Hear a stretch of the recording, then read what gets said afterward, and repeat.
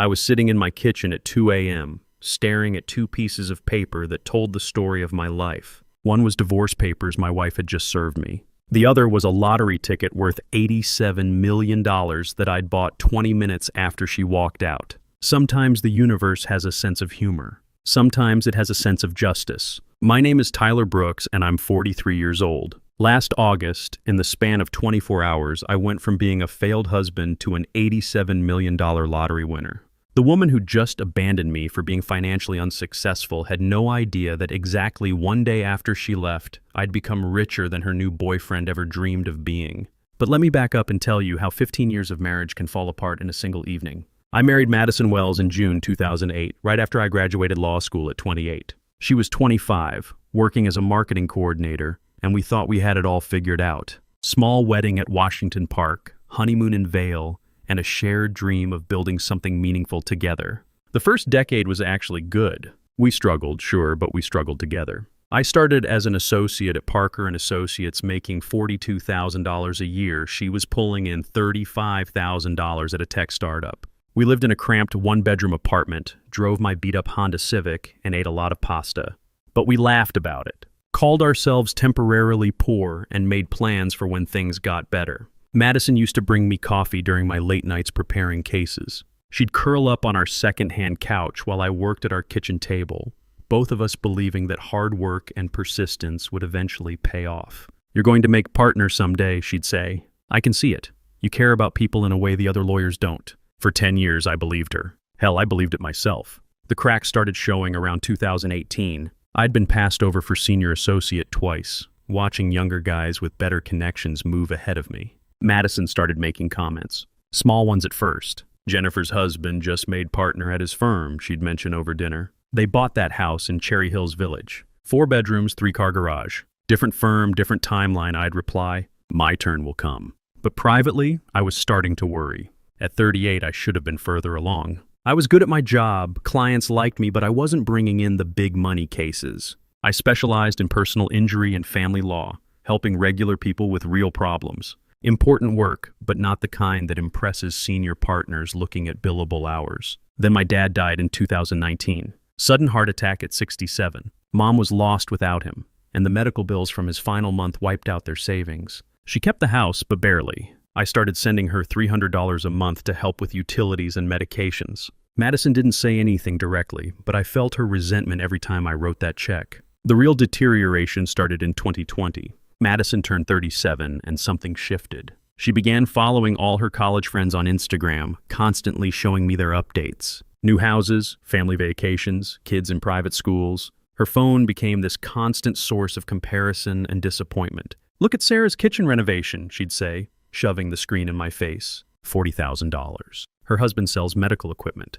"Good for them," I'd reply, but I could hear the edge in my own voice. By 2021, the criticism was relentless. Every bill that came in, every time we had to decline a dinner invitation because money was tight, every generic brand item in our grocery cart became evidence of my failure as a provider. The breaking point came last spring when I got passed over for senior associate for the 3rd time. This time, they gave it to Marcus, a guy 3 years younger than me who joined the firm 2 years after I did. Smart kid, but his father-in-law was a federal judge. Connections matter more than competence, apparently. I came home that evening, defeated, and found Madison on the couch scrolling through Facebook. "How did it go?" she asked without looking up. "They gave it to Marcus." She finally looked at me, and I saw something die in her eyes. Not anger, something worse. Disappointment. The kind that says she'd finally given up hope. "I see," was all she said. That night, for the first time in our 15-year marriage, she turned her back to me in bed when I tried to reach for her. It was like sleeping next to a stranger. The distance grew over the summer. She started working late more often, going out with work friends on weekends. I was working longer hours too, partly to avoid the tension at home, partly because I was desperately trying to build something that might impress the partners. In July, Mom got diagnosed with early-stage Alzheimer's. Not severe yet, but the writing was on the wall. The specialist recommended a memory care facility within 5 years, and I started researching costs. $60,000 a year, minimum. When I mentioned it to Madison, she just stared at me. "We can't afford that, Tyler. She's my mother, and I'm your wife. What about our future? What about kids? I'm 39 years old. It was the first time either of us had mentioned children in 2 years. We'd stopped talking about it when my career stalled, some unspoken agreement that we couldn't afford a family. After I make senior associate, I started. When? She interrupted. When, Tyler? You've been saying that for 5 years. I didn't have an answer. That's when Derek Nash entered our lives. Madison mentioned meeting him at some networking event for marketing professionals in downtown Denver. He was a financial advisor at Merrill Lynch, recently divorced, early 50s. Interesting guy, she said casually one evening in late July. Really knows the market. He might have some investment advice for us. Investment advice. We had about $1,200 in savings, but Derek's name started coming up more frequently. Derek said this about the stock market. Derek recommended that restaurant. Derek thought we should look into real estate despite our financial situation. I should have paid more attention, but I was distracted by my own professional crisis and Mom's diagnosis. I was working 16-hour days, trying to land one big case that might change everything. The lottery ticket had been my Friday ritual for 10 years. Same numbers every week. 07-14-21-03-42, Powerball 18. Madison's birthday, my birthday, our wedding day, my law school graduation, the day I passed the bar exam, and our first apartment number. $52 a year that Madison always said we couldn't afford to waste. It's not an investment, she'd say whenever I bought the ticket. It's a tax on people who can't do math. But I kept playing those numbers anyway. Called it hope. Called it faith in our future together. I had no idea that future was about to end. The final month of our marriage played out like a slow-motion car crash. I could see it happening, but I was powerless to stop it. It started with the phone calls. Madison had always been social, but suddenly she was having hour-long conversations that she'd end abruptly when I walked into the room. She'd step outside to take certain calls, claiming it was work-related noise she didn't want to bother me with. Then came the changes in her appearance. New clothes that seemed expensive for our budget. Professional manicures when she used to do her own nails. A haircut at some upscale salon in Cherry Creek that cost more than our monthly grocery budget. Where's this money coming from? I asked one evening in early August, watching her put on a dress I'd never seen before. I got a small bonus, she said, not meeting my eyes. The Morrison account came through. Madison worked at TechFlow Solutions, a mid-sized marketing firm. Her salary was $52,000, and bonuses were typically a few $100s, not enough for the wardrobe upgrade I was witnessing. How much was the bonus? Does it matter? I work hard. I deserve to buy myself something nice occasionally. But it wasn't occasional. It was constant. New shoes, new purse, new perfume that smelled nothing like the drugstore brands she used to wear. The real wake-up call came on a Tuesday evening in mid-August. I was working late at the office when I realized I'd left my phone charger at home. I drove back to the apartment and found Madison's car gone, which was strange because she'd said she was staying in to catch up on laundry. I called her cell. It went straight to voicemail. An hour later, she came home looking flustered, her carefully styled hair slightly messed up. "Where were you?" I asked. "Book club ran late," she said quickly. We were discussing that new thriller everyone's reading. Book club.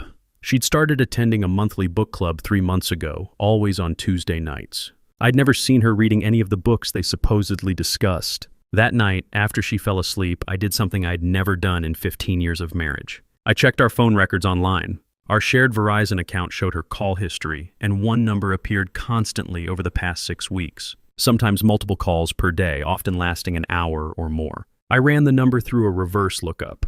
Derek Nash, age 52, financial advisor at Merrill Lynch downtown. I sat in our living room at 1 a.m., staring at the evidence of my wife's emotional affair, maybe more. The calls started right after that networking event she'd mentioned. They'd been talking every day since. I should have confronted her immediately. Instead, I spent the next week watching her lie to me with increasing frequency. Book club on Tuesday became dinner with girlfriends on Thursday, became working late on Saturday. The final revelation came when I decided to drive by her supposed book club location. She'd mentioned it met at a coffee shop in LODO. I parked across the street and waited.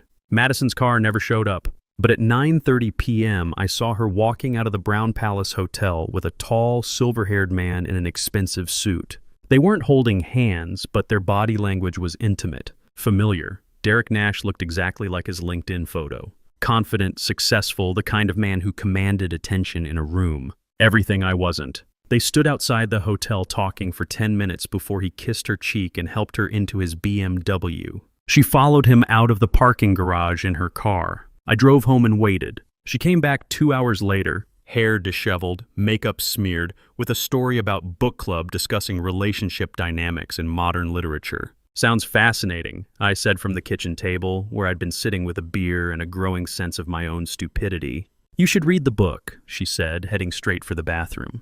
It might give you some perspective on what women really want. What women really want. Apparently, it wasn't a 43-year-old associate attorney still struggling to make senior associate at a mid-tier law firm. The next morning, I called in sick to work and did some research on Derek Nash. His firm's website showed he managed portfolios for high-net-worth individuals. His personal LinkedIn mentioned a recent divorce, 2 adult children, a house in Cherry Hills Village, and a passion for golf and wine collecting.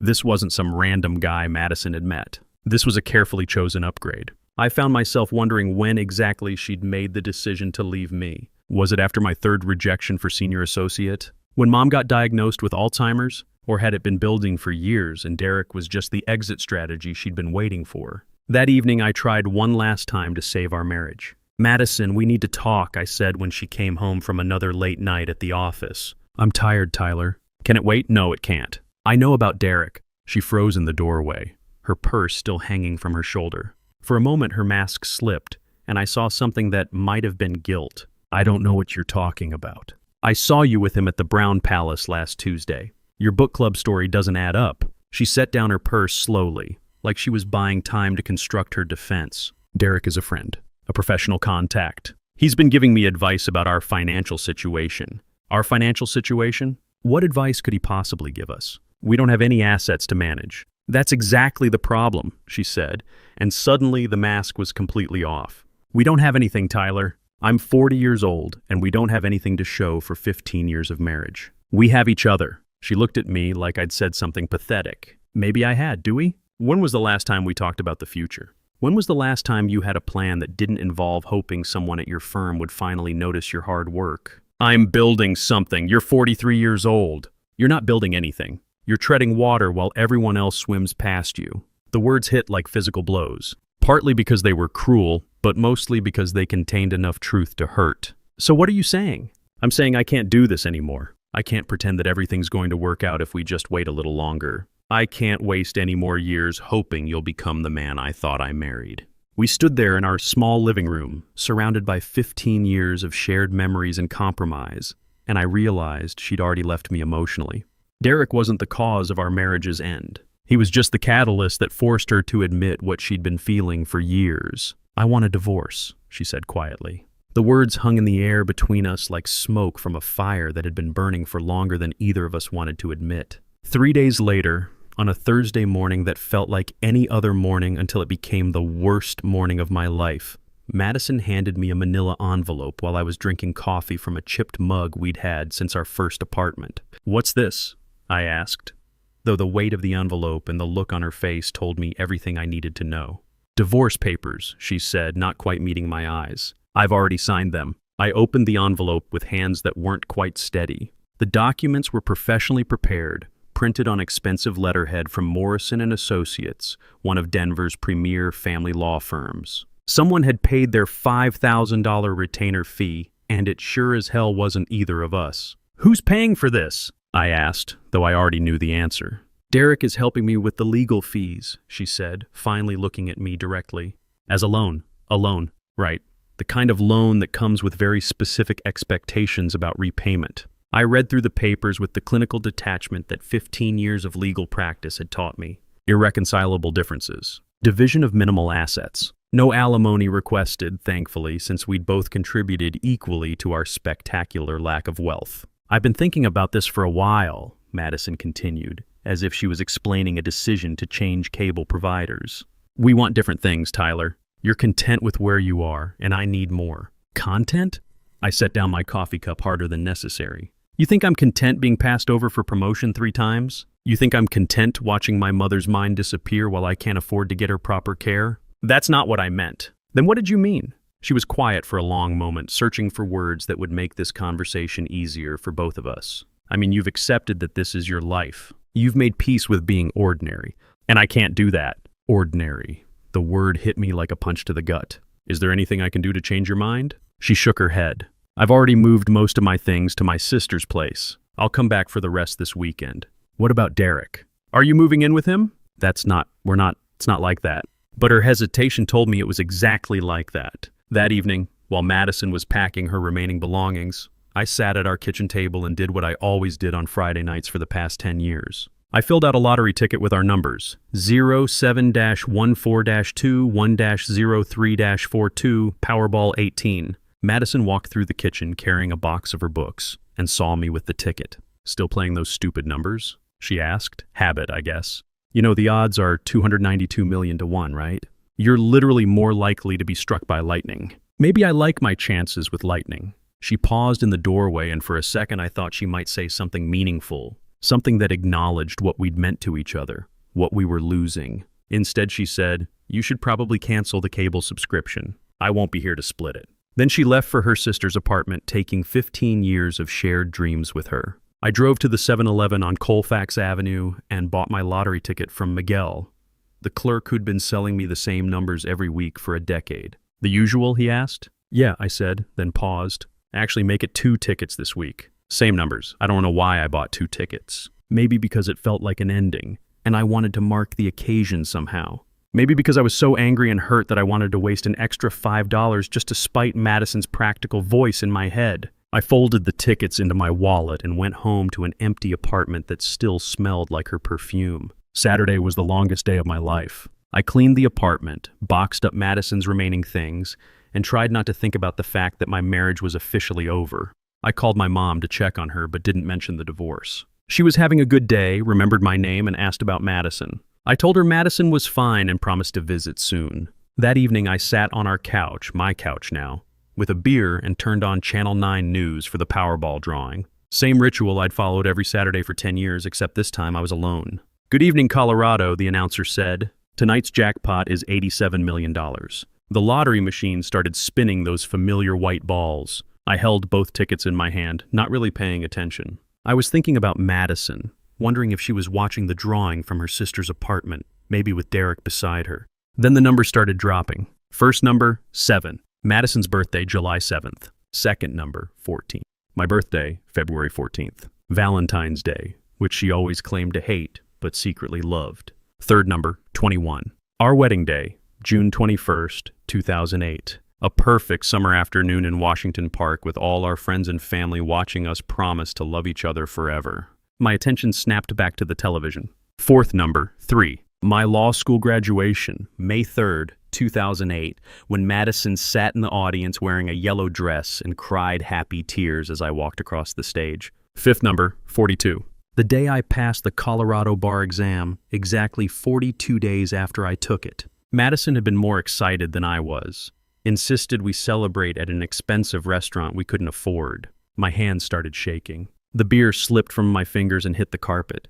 "And your Powerball number, 18. Our first apartment number, 18C at Riverside Commons, where we'd spent 3 years eating ramen noodles and planning our future." I stared at the television screen, then at my tickets, then back at the screen. The numbers matched perfectly. Every single one. Both tickets were winners. I had just won $87 million.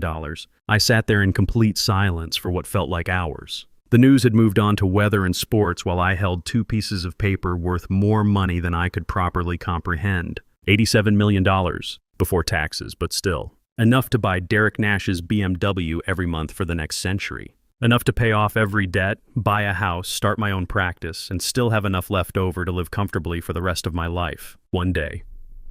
I had won this money exactly 1 day after Madison left me for being financially unsuccessful. The irony was so perfect it felt like a cosmic joke. Or maybe cosmic justice. My phone buzzed on the kitchen counter. A text message from Madison. I left my grandmother's ring in the jewelry box on the dresser. "Can I come get it tomorrow?" I looked at the lottery tickets again, then at her message. She wanted her grandmother's ring, a simple gold band worth maybe $500 at most. I typed back, "Sure. I'll be here all day." What I didn't tell her was that by tomorrow I'd be worth $87 million, and she'd given up any legal claim to a single penny of it. The divorce papers were already signed. The marriage was already over. Her timing couldn't have been more perfect. Sunday morning, I woke up and immediately checked my wallet to make sure the tickets were still there. They were real. The numbers were real. The $87 million was real. My first call was to the Colorado lottery office. They were closed until Monday, but their automated message confirmed Saturday's winning numbers. I was officially the sole winner of the largest jackpot in Colorado history that year. I spent the morning researching what comes next. Tax implications, legal requirements, media attention. As a lawyer, I understood the importance of handling this correctly. The lump sum payout would be about $52 million after federal and state taxes. Still more money than I'd ever dreamed of having. At 2 p.m., Madison knocked on the door. I'd been expecting her, but I still felt my heart race when I heard her key in the lock. "Hi," she said awkwardly when she saw me. She looked different. Her hair was professionally styled, and she was wearing a dress I'd never seen before. Expensive. Derek's influence was already showing. "The ring's on the kitchen counter," I said, stepping aside to let her in. She walked past me, and I caught the scent of new perfume. Something that probably cost more than our old monthly grocery budget. "How are you doing?" she asked, picking up the small velvet box containing her grandmother's ring. "I'm good," I replied, and for the first time in months, it was completely true. "Really good, actually." She looked around the apartment. I'd cleaned everything, put her remaining belongings in neat boxes by the door. "I finished packing your things," I said. "Books, photo albums, that ceramic mug collection you started in college." "Thank you," she said softly. That was thoughtful. We stood there in uncomfortable silence. She seemed to be working up the courage to say something. "Tyler, I want you to know that this isn't easy for me either," she finally said. Leaving wasn't something I wanted to do. It was something I felt I had to do. "I understand," I said, and I meant it. "Do you?" "Because I worry that you think I'm some kind of gold digger who—" "Madison," I interrupted gently. "You don't owe me any explanations. We wanted different things. It's better this way." She looked surprised by my composure. I think she'd expected anger, maybe some dramatic confrontation. "Are you going to be okay?" she asked, financially, I mean. "This apartment is expensive for one person." The irony was so perfect I almost laughed. "I'll be fine," I said. "Actually, I'll be better than fine." "Good," she said, though she looked puzzled by my confidence. "I worried about leaving you with all the expenses." My phone buzzed. A text from my law school buddy, Jake. "Dude, did you see the news? Someone in Denver won the Powerball jackpot last night. $87 million. Can you imagine?" I glanced at the message, then at Madison, who was still standing in my kitchen holding her grandmother's ring. "I should go," she said. "Derek is taking me to brunch at the Brown Palace." The Brown Palace Hotel. Sunday brunch there cost about what we used to spend on groceries for a week. "That sounds nice," I said. "Tell him I said congratulations." "Congratulations? For what?" "On his new relationship. And for timing things so perfectly." She looked confused. "Tyler, I don't understand what you mean by timing." "You might want to check the lottery numbers from last night," I said casually. "Just out of curiosity." "Why would I do that?" "Those numbers I played every week. The ones you said were a waste of money. I played them one more time yesterday." She stared at me, her mind working to process what I was implying. "Tyler, you didn't." I pulled out my phone and showed her Jake's text message, then opened the Colorado Lottery website displaying Saturday's winning numbers. She looked at the screen, then at me, then back at the screen. The color drained from her face. "How much?" she whispered. $87 million. The jewelry box slipped from her hands and hit the floor. The ring scattered across the hardwood, but neither of us moved to pick it up. "When?" she asked, her voice barely audible. "Saturday night. About 6 hours after you left for your sister's place." I watched her do the math. Saturday night. One day after she'd walked out. One day after the divorce papers were signed. "Oh my God," she said, sinking into the nearest chair. "Tyler, we can fix this. The papers haven't been filed yet. We can tear them up." "We can—" "No," I said quietly but firmly. "We can't, but this changes everything." "This changes nothing, Madison. You made your choice based on who you thought I was and what you thought I could provide. The money doesn't change those fundamental things." "Please," she said, and now there were tears in her eyes. "Please, we can work this out. I made a mistake. I was scared about our future, but now you see a different future," I finished. "One with $87 million in it." She was crying openly now. "I love you, Tyler. I always have." "No," I said, walking to the door and opening it. "You love the idea of security. You always have. There's a difference." She stood up slowly, understanding that this conversation was over. "The divorce papers will be filed on Monday morning," I said. "By Tuesday, you'll officially be free to pursue the life you really want." She walked to the door, stopping beside me. "I'm sorry," she whispered. "I know," I replied. "So am I. I'm sorry it took me 15 years to realize we wanted different things." After she left, I picked up her grandmother's ring from where it had fallen and set it on the kitchen counter. She'd probably be back for it eventually. It's been 6 months since I won the lottery, and my life has changed in ways I never expected. I used the money to open Brooks Legal Services, a small firm specializing in elder care law and estate planning. The kind of work that lets me help families like mine navigate the complicated intersection of aging, dignity, and financial reality. I bought a house in Highlands Ranch with a separate apartment for my mom. Her Alzheimer's is progressing slowly, but she's comfortable and well cared for. I can afford the best doctors, the best treatments, and most importantly, I can afford to spend time with her while she still knows who I am. Madison and Derek are still together, though I've heard through mutual friends that his financial situation isn't as stable as it appeared. Leveraged investments, over-leveraged lifestyle, the kind of house of cards that market volatility can topple quickly. She tried reaching out to me once about 3 months ago. I didn't respond. Last week, I ran into Derek at a coffee shop downtown. He was sitting alone, staring at his phone with the expression of a man watching his world crumble. He didn't see me, and I didn't introduce myself. I just bought my coffee and left. Sometimes I think about that Saturday night when I bought the lottery tickets. If I'd waited one more day, or if she'd waited one more day to leave, our lives would be completely different. But that's the thing about timing.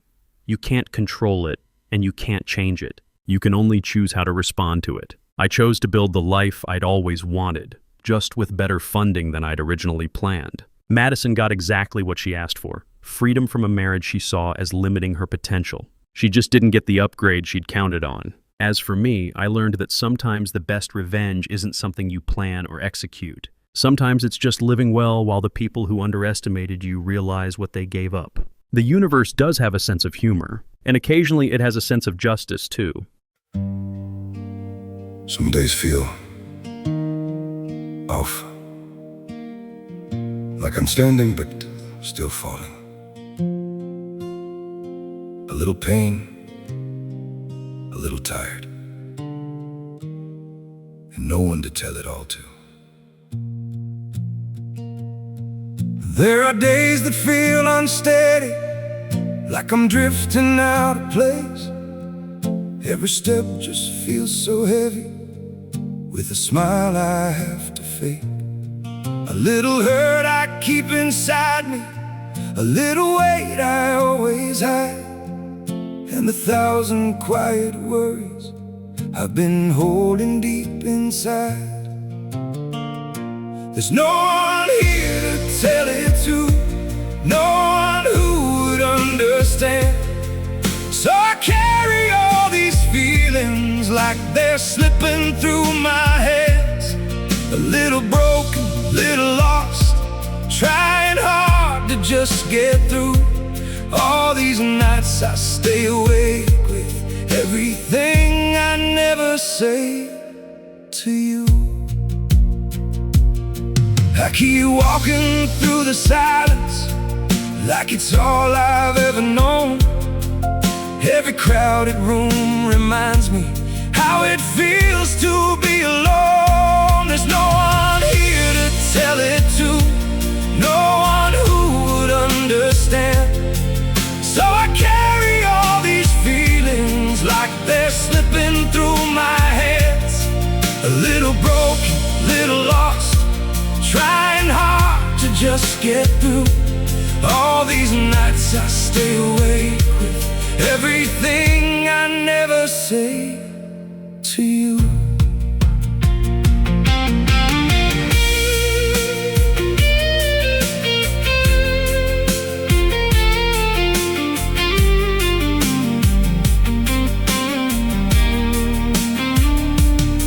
Maybe one day I'll be stronger, maybe I'll learn how to speak, but for now I keep it buried in the parts of me too weak. There's no one here to tell it to, no one who would understand. So I carry all these feelings like they're slipping through my hands. A little broken, little lost, trying hard to just get through. All these nights I stay awake with everything I never say to you.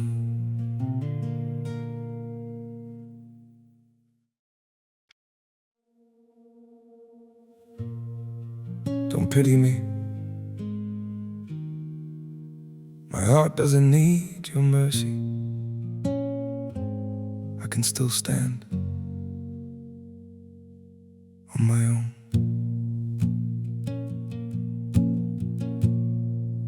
I was broken by your leaving, fell deeper than I thought I would. But pain has taught me how to heal now and survive what once I couldn't. You don't have to look back sadly, don't reach out with guilty hands. What you shattered made me stronger. Now I rise where I once collapsed. My heart doesn't need your pity, not another empty sign. I've got enough strength left within me to rebuild this life of mine. My feet are steady through the sorrow. I can stand through all the pain. You don't have to save me, darling. I'll learn to breathe again. I once begged for your affection. Now I've learned my worth in scars. And the man you left in pieces found his own way through the dark. My heart doesn't need your pity, not another empty sign. I've got enough strength left within me to rebuild this life of mine. My feet are steady through the sorrow. I can stand through all the pain. You don't have to save me, darling. I'll learn to breathe again.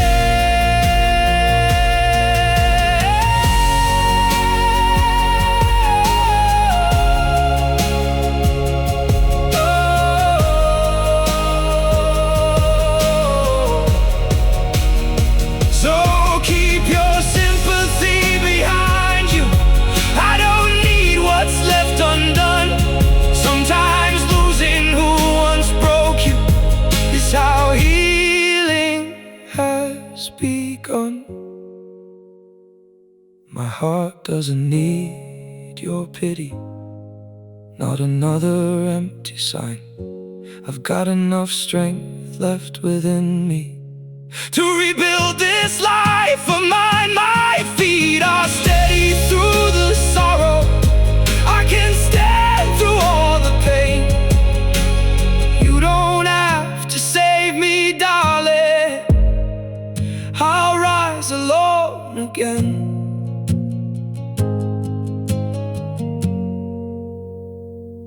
I'll rise alone again.